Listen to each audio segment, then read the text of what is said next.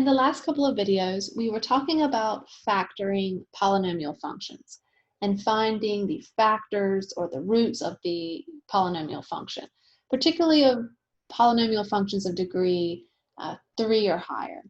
Here I have the function f of x is x to the fourth plus x minus 1.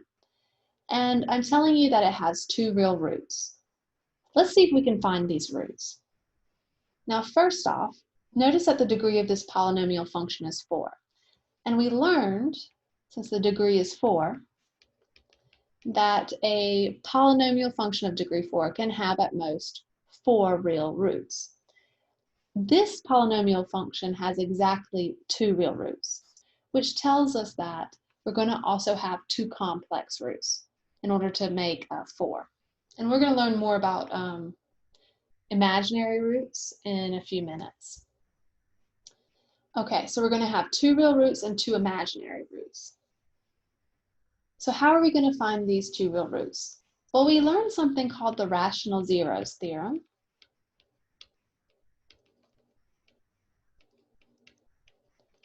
And that theorem told us that the possible candidates for rational roots are factors of a sub 0 divided by a sub n. So the rational zeros theorem says our candidates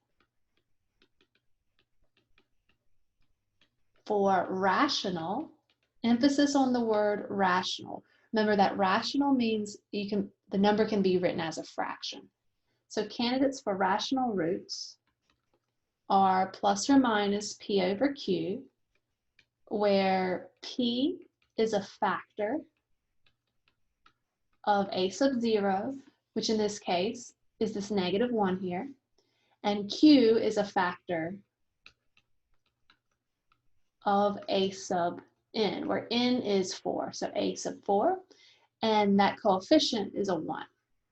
So the factors of -1 are just 1 and -1, but we're going to ignore the sign because we have this plus and minus on the outside. So all the factors of a sub 0 are just 1, and the factors of q are 1.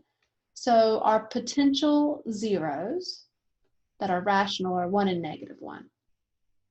Now, once we find all potential zeros, we plug them into the function. So we're going to plug 1 and -1 into this function, and we're going to get a number. And if that number is 0, remember that that's the remainder when we divide by x minus 1 or x plus 1. So if this was a 0, then x minus 1 is a factor of our polynomial. And if this is a 0, then x plus 1 is a factor of our polynomial. So when we plug in 1, if we get a number that's not 0, then x minus 1 is not a factor. But if we plug in 1 and get 0, then x minus 1 is a factor of that polynomial function, which means that we can factor the function. Okay, so let's plug in these 2 numbers into our function. So let's see what we get when we plug in 1 and if we plug in -1. So if I plug in 1 here, I get 1 to the 4th plus 1 minus 1, which is just 1 plus 1 minus 1, which is 1. This is not equal to 0, which tells me 1 is not a root. And if we plug in -1, we get -1 to the 4th plus 1, plus a -1 minus 1, which is -1 to the 4th is 1. Then this -1 minus 1. This is -2 plus 1, so we get -1, which is not equal to 0. Okay, so neither one of these potential rational roots are actually roots of our polynomial function. So if we don't know the rational roots, how can we find the real roots? Now remember, rational numbers are a subset of real numbers. Let's remember what real numbers are. So real numbers are integers, so they can look like -2, -1, 0, 1, 2, 3. These are integers. These are a part of the real numbers. Then we also have fractions like a half, -1/3, 10/11. All of these are real numbers. We can write fractions as decimals, so something like 0.3333, that repeating. We could also have something like 0.127127, any kind of repeating decimal, or a decimal that just terminates. So if we have like 0.2. All of these numbers that I have given you are called rational numbers. And they are a subset of the real numbers. And this rational zeros theorem that we learned, this is giving us all of these types of zeros. But we could have zeros that are not rational and that are also real numbers. For example, the square root of 2. That's an irrational number. And what an irrational number means, when you put it in your calculator, it'll give you a decimal that will never end. Of course, your calculator, it rounds numbers when you put it in the calculator, but if you were to expand this number, this decimal will never end and it'll never have a pattern. So decimal never ends and never has a pattern. Like if you look at these two here, these decimals never end, they just repeat this formula. So this is 127, then 127, and so on, but it has a pattern. If you put this, like I said, into a calculator, you're going to get something that would never end and never repeat. And this decimal 0.2, it ends. It doesn't have anything past the 0.2. Another irrational number would be something like pi. So you're going to think of things like square roots and pi, and there's also e. Those are things that are irrational. And of course, you can have negatives of square roots and negative pi and stuff like that. Those are irrational too. So since we have two real roots, and we know from the rational zeros theorem that those two real roots are not rational roots, then the only possibility is that we have something like a square root 2 or some kind of long decimal that never repeats, like never has a pattern. So how can we find those type of roots? So we're going to learn something called the intermediate value theorem. That's going to help us find the roots. And what we're going to do is a little bit of, we're going to have to do actually a lot of work to find these real roots. So let's move on. I'm going to show you what we're going to do for this problem. So we're going to learn this theorem. It's called the intermediate value theorem. And it says, let f be a polynomial function.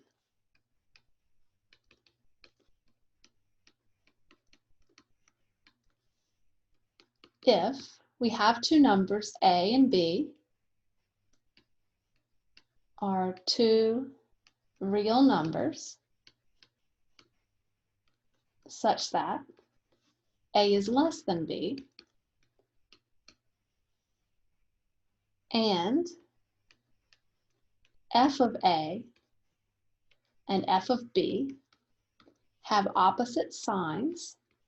So one of them is positive, a positive number, and one of them is negative.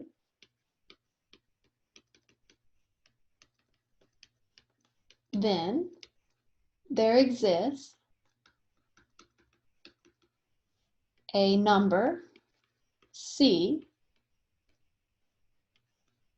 such that c is between a and b,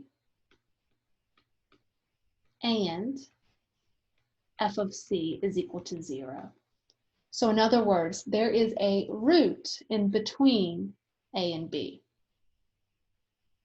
Now let me explain with a little picture. So let's say we have some function. And if we're going to draw the picture of the function, let's say it looks like this. what this function says, what this theorem says is, if I have some number, x is equal to a, and I plug it into that function, this is a point on that graph. This is a of comma f of a. This is the function f. And you can see that because the graph goes below the x-axis, this is going to be a negative number. And then let's say I have some number b, let's put it here, that when I plug it into the function, because this graph is above the x-axis, you can see that this number is going to be positive. Whatever this number is, this is a positive number.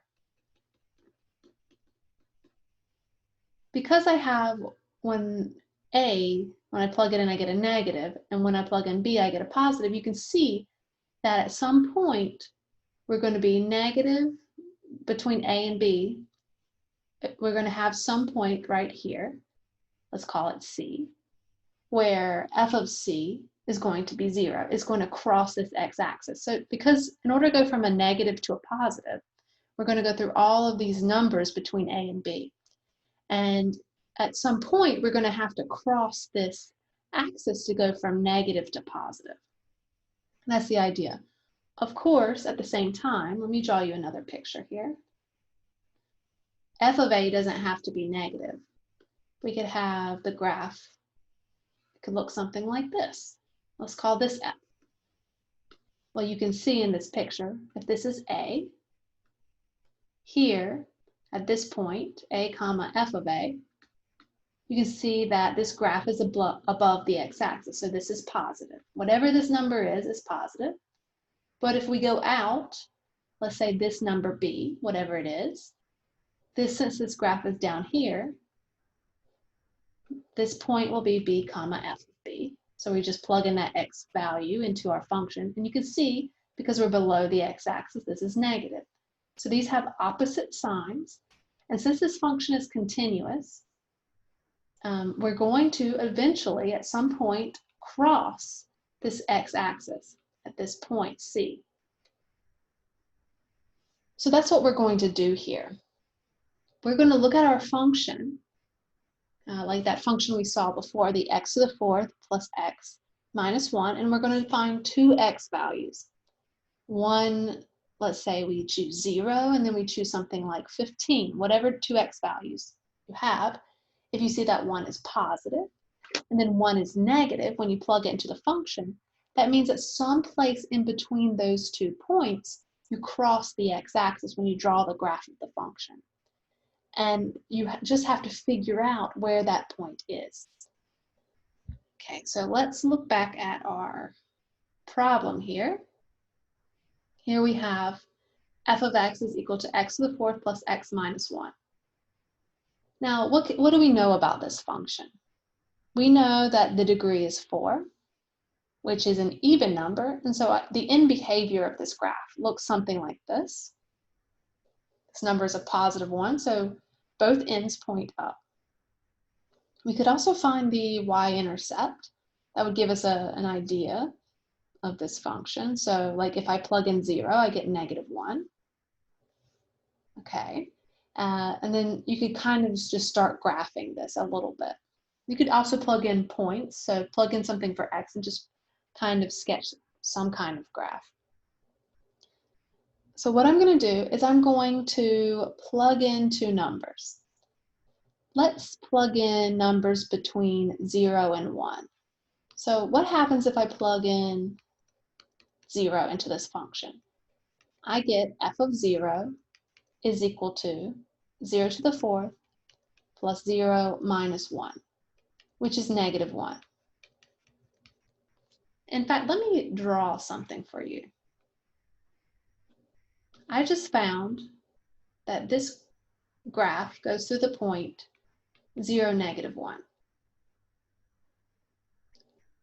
Now I'm going to plug in another number. Let's choose something bigger than 0. Let's say x is equal to 1. If I plug that into the function, let's do this in a different color. F of 1 is equal to 1 to the fourth plus 1 minus 1, which is 2 minus 1, which is 1. So I get f of 1 is equal to a positive 1. So let's graph that point. So 1, 1, I have a point. So the idea here is, in order to go from here to here, somewhere in between 0 and 1, here's 0, here's 1. These are the x values that I plugged in, just like the intermediate value theorem says. You plug in two x values. Somewhere between those two x values, you're going to get 0. If I was to graph this function here, in order to get to this point, at some place, I've got to cross. I don't know where it is exactly, but I have to cross between 0 and 1. I have to cross the x-axis to get to this point here. So that tells me that I have a 0 between 0 and 1. So there's some c. So there, let me write it like this. There is some number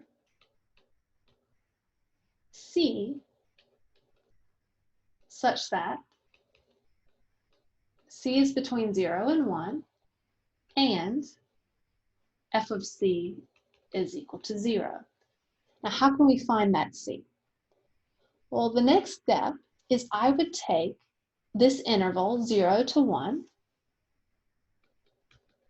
because we know that c lies somewhere in between it, and I would cut it in half.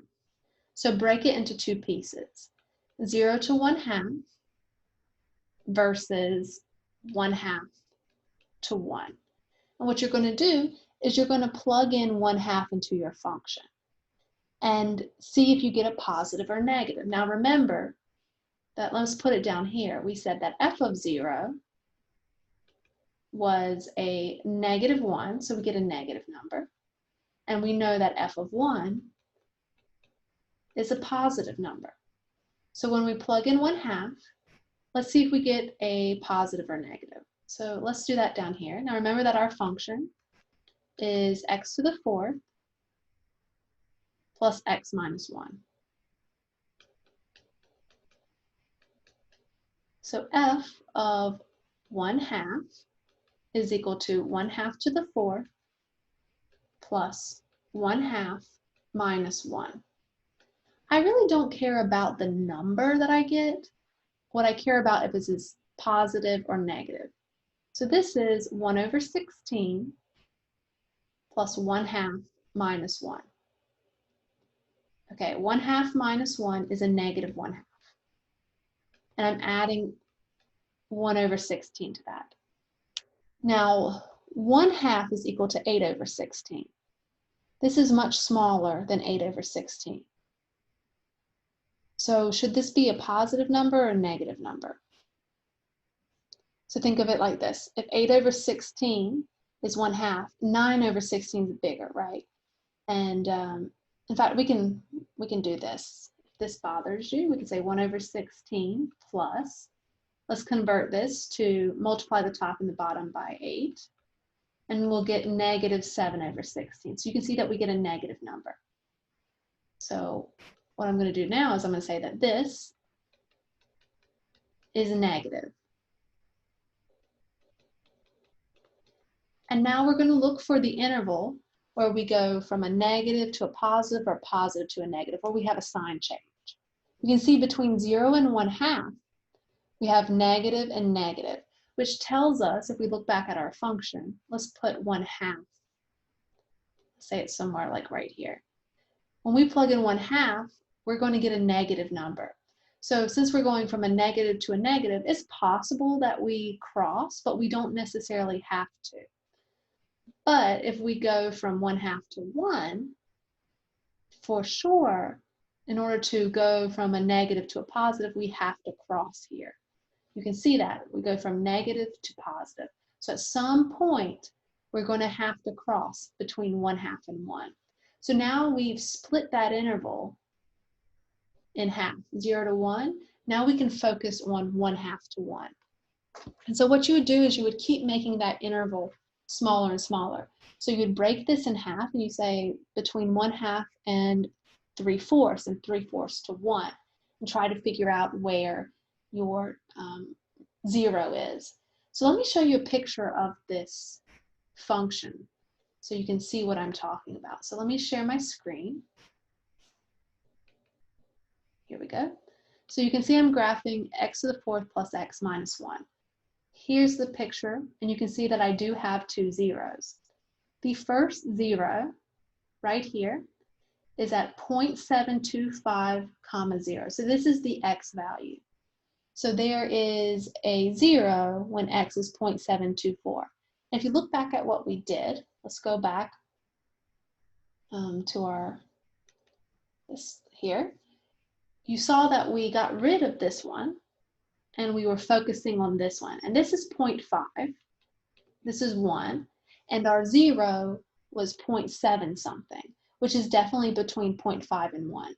So what you would do from this point to try to get a better estimate, you'd break this in half and say 0.5 to 0.75 versus 0.75, 1. And then we saw that the real 0 was 0.724. So you would end up crossing this one out because this one would be too high. And this interval would have your 0 would be in between these two numbers. So you would keep breaking it into little intervals until you're really close to the 0. You can see that I'm pretty close right here. And also remember that we had 2 zeros, and the other 0 occurred on this side of the graph. So let's go back to our picture. You can see that the other 0 occurs at negative 1.221. So if we plug in 0, we saw that we got a negative 1.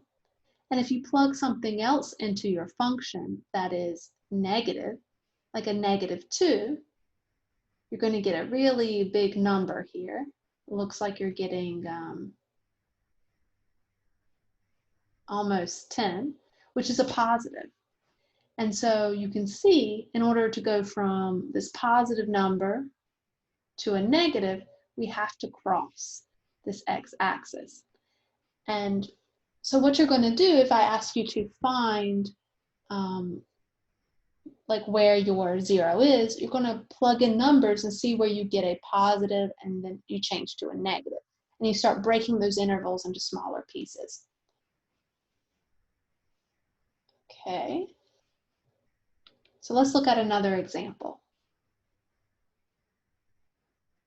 So here I have f of x is equal to negative x to the 5th minus x cubed plus 1. And this has a real root. Let's approximate this root to 2 decimal places. I'm not going to do all of this work because this takes a long time to do, but I'm going to show you how it's done and how you would approximate this. So again, what I would do first, so we know that it has a real root. I would start by using the rational zeros theorem. Now, our possible rational zeros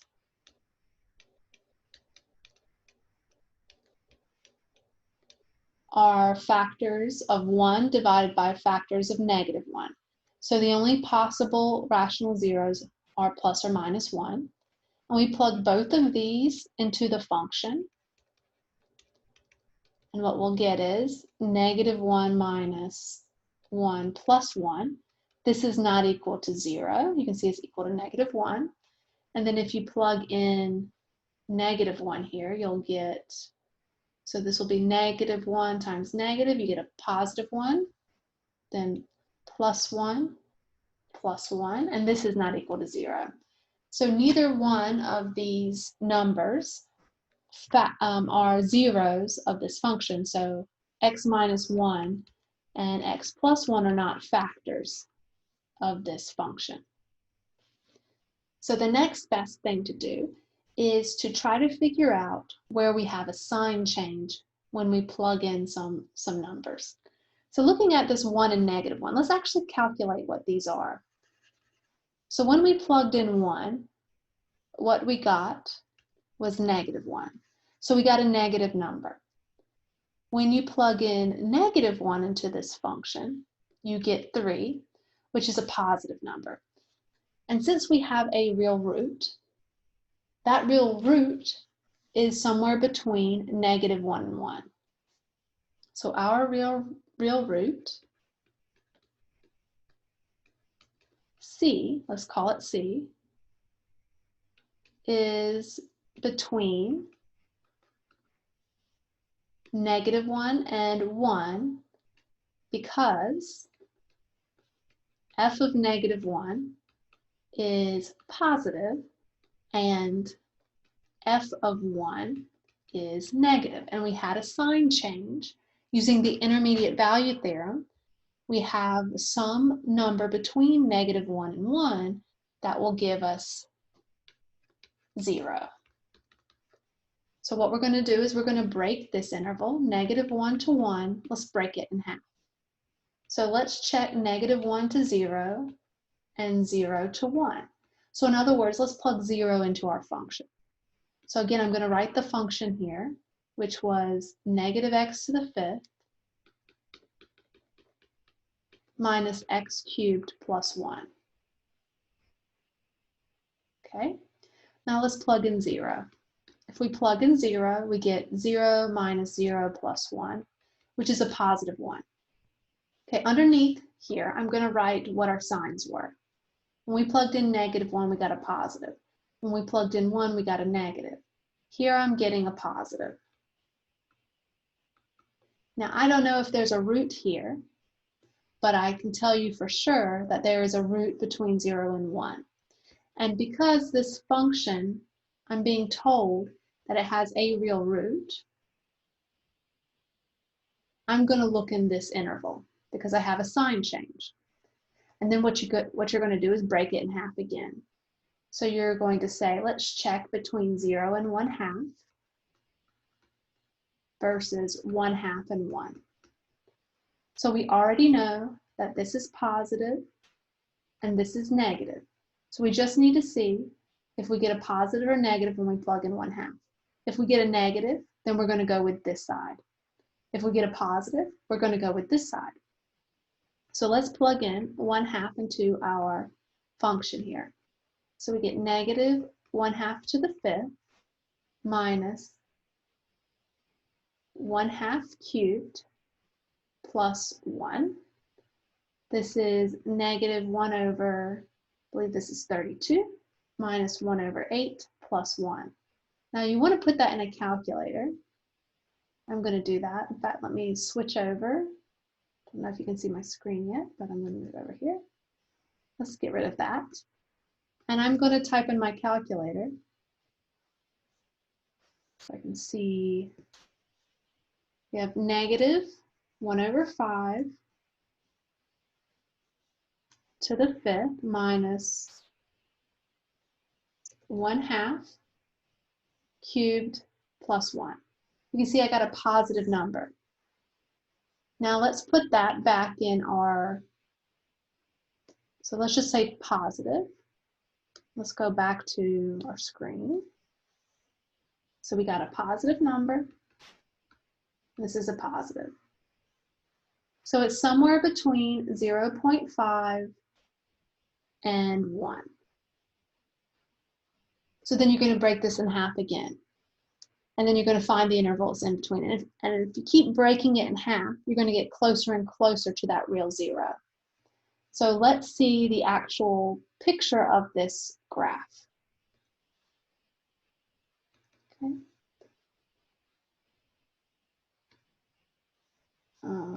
Give me just a second. Leave. Okay. You should see the graph of the function. You see y is equal to -x to the 5th minus x cubed plus 1. And let's see what this 0 is. You can see that it has one real 0, and the 0 is 0.838. And we did break this into 0.5 to 1, and definitely 0.838 is in between 0.5 and 1.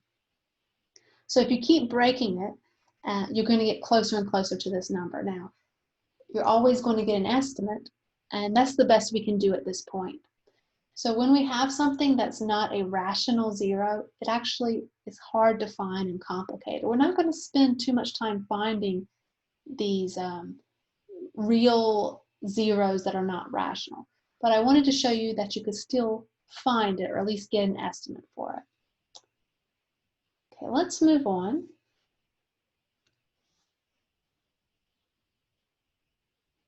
Now we're going to talk about complex roots and of factors of a polynomial. Now first I want to recall the difference between real numbers and complex numbers. So this funny looking R, I'm going to let that stand for real numbers. And this funny looking C is going to be the complex numbers. Now the first thing to note is that the real numbers are a subset. So this means subset. In fact, you don't need this little piece here. They're a subset of the complex numbers. So the real numbers belong to the complex numbers. So remember, the real numbers, we talked about this, were integers, fractions, square roots, pi, so rational numbers and irrational numbers. Those are all in the real numbers.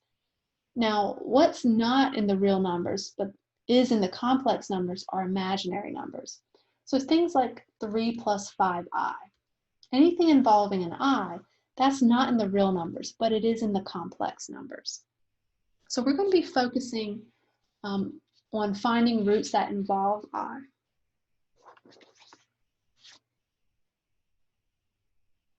So let's talk about complex polynomials.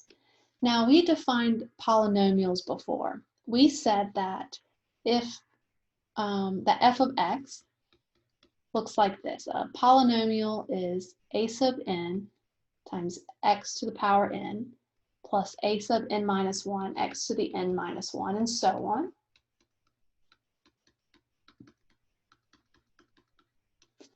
So polynomial takes this form where a sub n is not equal to 0. And the only difference here is before, when we talked about polynomials, we said that these numbers, these coefficients, those were real numbers. We're going to expand on this. We're going to let a sub n minus 1, and so on, we're going to let these be complex numbers. So that includes the real number. So all the polynomials we've seen so far, where we had like a 3, maybe we had a 5.2 or something like that as coefficients. In fact, usually we just saw integers here. Those are complex polynomials, but we're also going to let the numbers in the front include I. And then again, we're going to let the powers on the x be non-negative integers. So n is greater than or equal to 0, and n is an integer. So it's an integer, but it's also greater than or equal to 0, which means it can be 0, 1, 2, 3, 4, anything like that, just not negative. So this is a complex polynomial. It's the same thing we learned before. It's just that we're going to also say that we could include imaginary numbers for the coefficients. Okay, now that we know what a complex polynomial is, we're going to learn the fundamental theorem of algebra. Fundamental theorem of algebra states that every complex polynomial f of x of degree n that's greater than or equal to 1 has at least one complex zero. That means we can factor it. And we can factor it, when we factor, there's an x minus c, where that c is a complex number. Now it could be a real number, or it could be an imaginary number, but you can get this function, you can break it down somewhat. And the fundamental theorem of algebra, if you include the factor theorem with this, you get that every complex polynomial of degree n greater than or equal to 1 can be factored into n linear factors, and these factors are not necessarily distinct.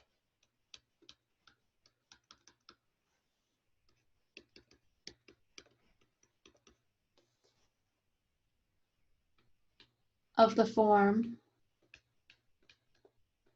so f of x is equal to a sub n x minus r1, x minus r2, all the way to x minus rn, where an, r1, r2, and so on are complex numbers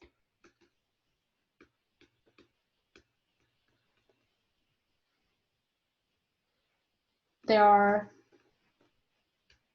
n zeros, and some of these zeros may repeat. Okay, let me break this down a little bit. Okay, so let's go back over this theorem. So if I give you a polynomial, the polynomials we've seen before, and anything involving imaginary numbers as well. So we have a polynomial of the form f of x is a sub n to the xn plus a sub n minus 1 to the xn minus 1, and so on. We can factor it. And we can factor it so that we're able to multiply by x minus some number times x minus another number, and so on. And in fact, sometimes these will repeat. So we might have a multiplicity of 2 or 3 or something like that, or they might all be distinct zeros. But the idea here is, if I give you a polynomial, we can break it down completely. We're always going to be able to break it down into x minus something to some power, and x minus something else to some power. So we're always going to be able to break down a polynomial and completely factor it. And we can do this over the complex numbers. Okay, so we can do this when we involve imaginary numbers. So for example, the polynomial x squared plus 1. This is a prime polynomial over the real numbers. You can't factor it. But if we consider it over complex numbers, this breaks into x minus I times x plus I. So any polynomial I give you, if we talk about complex numbers, we can break it down like this. So any power here, let's say this is, if we put to the power 10, if we go x to the 10th plus 1, we're going to be able to break it down into x minus something, and we're going to be able to write that thing or some, so we could do something like x minus I is one of these factors, and then we would have a bunch of them and maybe some multiplicities as well, but we'll be able to break it down completely so that we're not going to have any power on these x's other than 1. So we can get it all the way broken down into linear factors. So before we go there, before we do that, I need to remind you about complex conjugates and multiplying.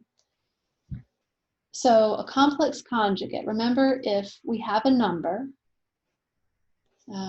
let's say if r is equal to, let's go with a plus bi, then its complex conjugate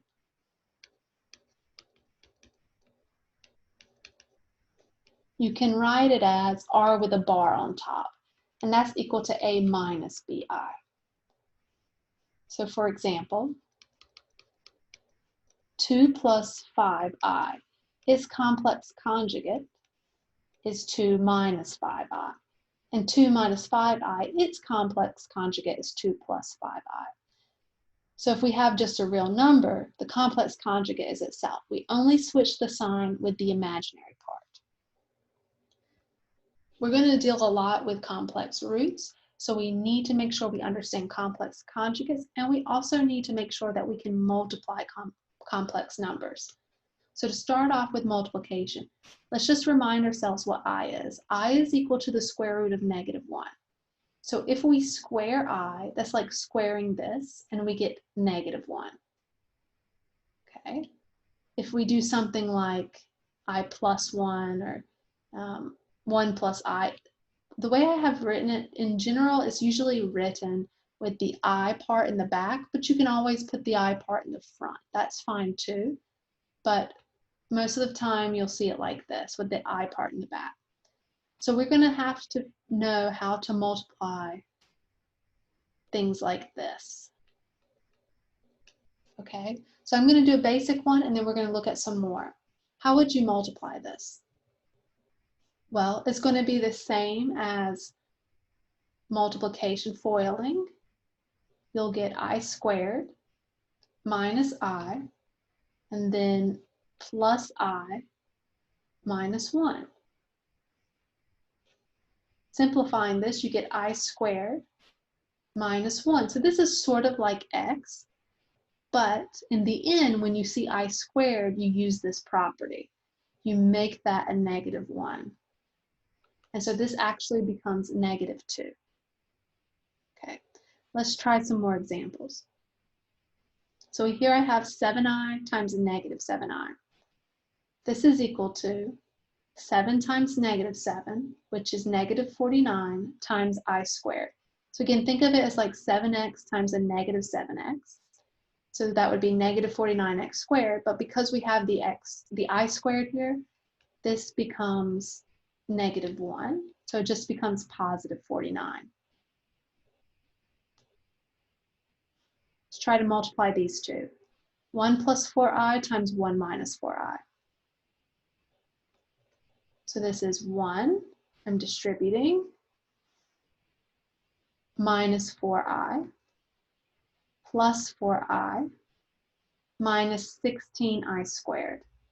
This and this cancels, and we're left with 1 minus 16i squared, which is 1 minus 16 times -1, which is 1 plus 16, which is 17.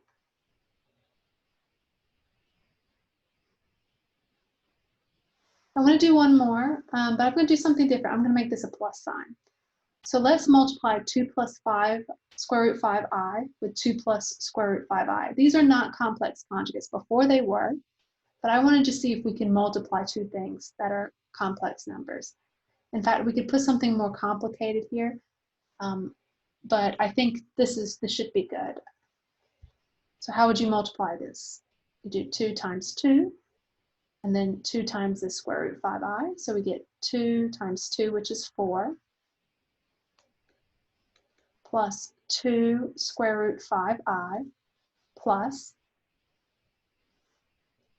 2 square root 5i. Remember, this I is outside the square root. The only thing under the square root is the 5.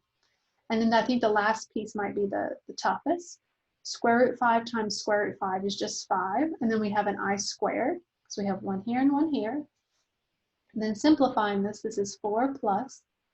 We have 2 of these. So 2 times 2 is 4. 4 root 5i plus 5i squared, which is 4 plus 4 root 5i. Here I have that I squared again, so this becomes a -5 because it's multiplying by -1. And we're left with -1 plus 4 root 5i, because I'm combining these two. Okay, I think that is enough practice for now. Let me write down a fact. So a polynomial function of odd degree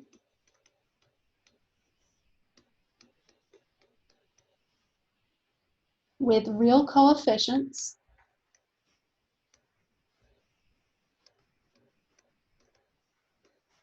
has at least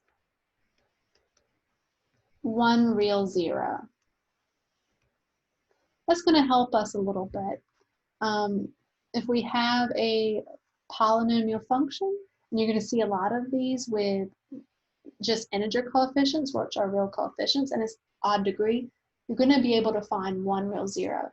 And you might get multiples of complex zeros as well, but at least you know you're going to get one real zero.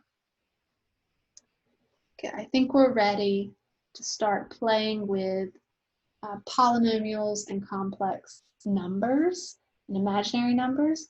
So let's find a polynomial of degree 4 with real coefficients and the following zeros. So the zeros are 1, -1, -4 plus I.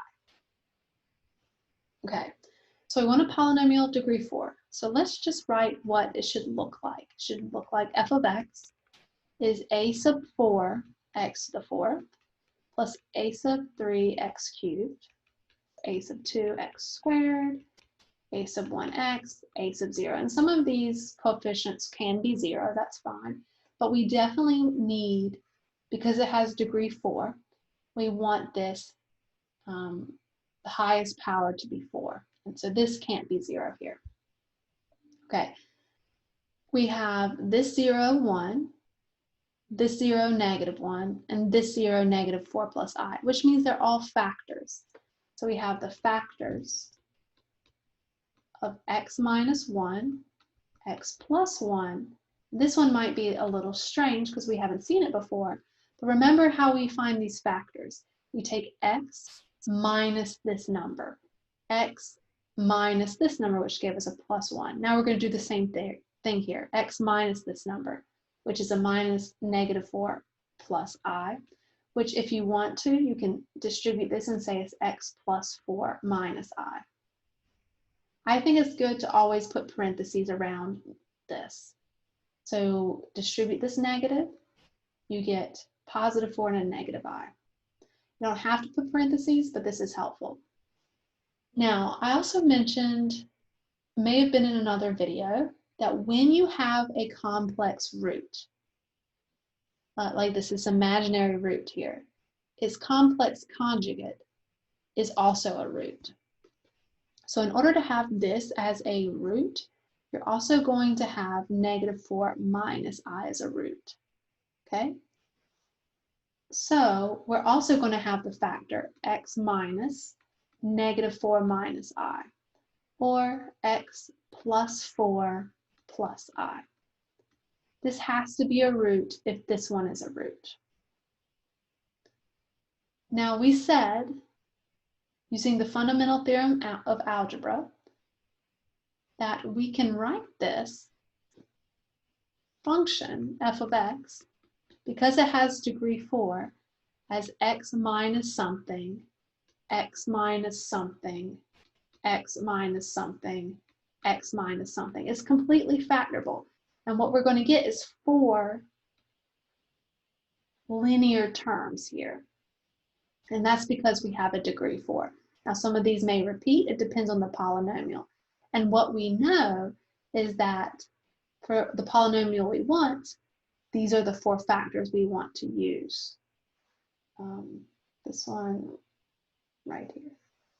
So, or you could use these two on the bottom, so it doesn't matter really. This is just I guess you could think of it as a simplified form. So what I'm going to do is I'm going to write this as x minus 1, x plus 1, x plus 4 minus I, and then x plus 4 plus I. These will be our 4 factors. If we multiply all this together, let's see if it's a polynomial of degree 4 with real coefficients and these zeros. So I'm just going to multiply it all together. I also want to add that you can put whatever number you want in the front. If you remember, I think I wrote in my theorem that you could write a sub n times x minus r1, x minus r2, and so on. Just put any real number, then you'll get real coefficients here. But I'm just going to leave it as 1 to simplify this. So let's do some multiplication. Let's multiply these two together. X minus 1 times x plus 1. Well, that's the difference of squares. And now let's multiply these two. So we're going to get x times x, which is x squared, then x times this 4 plus I, plus this 4 minus I times x. Sorry, I should put this as x. And then we're going to multiply these two numbers together, plus 4 minus I times 4 plus I. I want to make this a little bit smaller so you can see everything. So let me do that.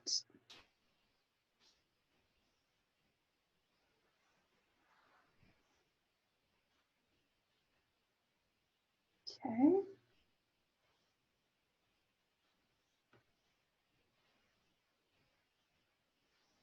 Give me 1 second.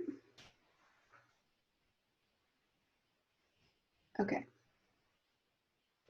So what I've done is I've multiplied these two together to get this piece here. And then I've multiplied these two together to get this piece here. I haven't simplified anything yet, and I'm going to do that in just a second.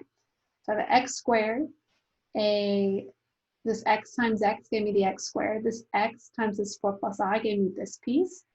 This 4 minus x times this x gave me this piece. And then I multiplied these two together back here. Now let's simplify this right-hand side, and something amazing is going to happen.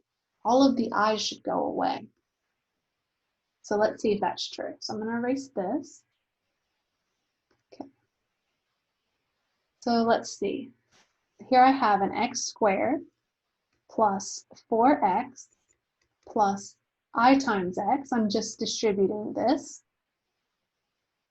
Plus 4x minus ix plus, I'm going to focus on this piece here. This is 16, I'm foiling, 4 times 4, and then a plus 4i, a minus 4i, and then a minus I squared. Okay, let's see what we can get rid of. We have an ix and a negative ix, and a 4i and a negative 4i. So this simplifies to x squared. This is a 4x, another 4x, so that makes an 8x. Then we have this 16, and this minus I squared, which again is negative 1. So a negative times a negative 1, that becomes a positive 1. And we get x squared plus 8x plus 16 plus 1, which is 17. And we're going to bring this x squared minus 1 down. So this is our function. Okay, let's finish this by foiling this out. So I'm going to distribute this x squared to everything. I get x to the 4th plus 8x cubed plus 17x squared minus, now I'm distributing this negative 1 to everything. I already did this x squared. So minus x squared minus 8x minus 17, double check my work. We get x to the 4th. Then we have this plus 8x cubed.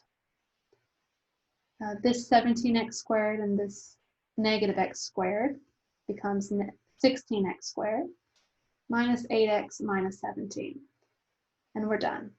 So remember what the goal was? The goal was to find a polynomial of degree 4, which we did, that had those specific factors, which we multiplied those numbers together. So it definitely factors into this right here.